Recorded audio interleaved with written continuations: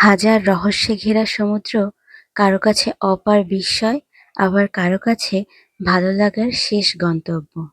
Hello everyone, welcome to Urmi's daily bit.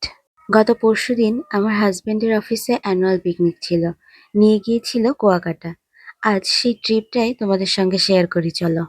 এমনি সময়ে অফিসে জনসাধারণের প্রবেশ নিষেধ, আর আজকে পিকনিকের উদ্দেশ্যে সবাইকে পুরো অফিসটা রাউন্ড করে ঘোরানো হচ্ছে, যাতে সবাই তাদের নিজেদের মানুষটা কোথায় কাজ করছে সেটা দেখতে পারে।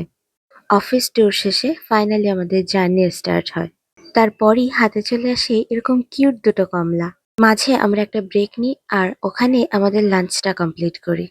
লাঞ্চ কমপ্লিট করে আমরা একটু ঘুরে ফিরে এই রোডটা দেখছিলাম।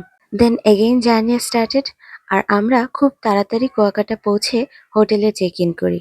রিসেপশন থেকে একটা কমপ্লিমেন্টারি ড্রিঙ্কস সার্ভ করা হয়, যেটা খুবই টেস্টলেস ছিল। মনে হচ্ছিল চিনির বস্তা গুলে কেউ গ্লাসে ঢেলে দিয়েছে। এনিওয়ে, ব্যাপার না। এরপর আমরা আমাদের লাগেজ নিয়ে আমাদের রুমে চলে যাই। আর আজকের মতো এটাই হচ্ছে আমাদের আস্তানা। মিরর দেখলে নিজেকে একটু কন্ট্রোল করা টাফ। একটা ক্লিপ তো নিতেই হবে।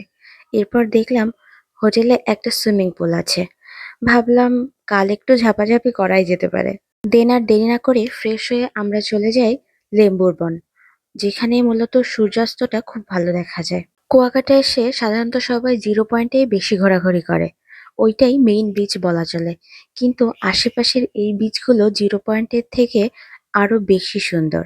এখানে না আসলে কুয়াকাটার আসল ফিলটা পাওয়াই যায় না বলতে গেলে। আমি তো এসেই বিচে নেমে পড়েছি। সমুদ্রের কাছে এসে প্রথমে একটু পা না ভেজালে কেমন যেন ভালোই লাগে না। লেম্বুর বন থেকে ঘুরে ফিরে আমরা আবারও অফিসের প্রোগ্রাম এরিয়াতে চলে আসি আর চলে যাই পিঠা উৎসবে। পিঠা খেতে খেতে আর কালচারাল ফাংশন দেখতে দেখতে ফাইনালি সেই মোমেন্টটা চলেই আসে। ইয়েস, র্যাফেল ড্রতে আমরা ফার্স্ট প্রাইজ পেয়েছি। দেন পরদিন সকালে আমরা ব্রেকফাস্ট করি, আর যেটা আমাদের হোটেলের সঙ্গেই ইনক্লুড ছিল। ব্রেকফাস্ট কমপ্লিট করে আমরা চলে যাই ঘুরতে।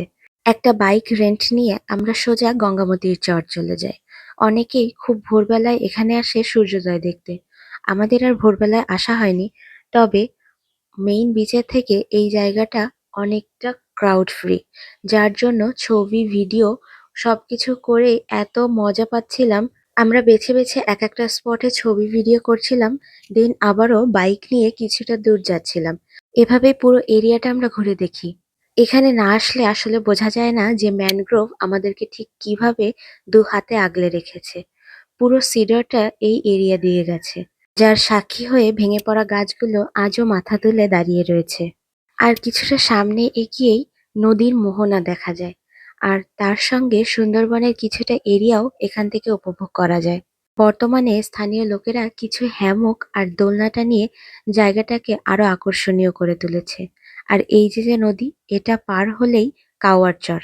আমরা এবার আর ওদিকে না যেয়ে আবারও গঙ্গামতির বিচে চলে আসি, কিছু ফটো ভিডিও কালেক্ট করে দেন হোটেলে ব্যাক করি।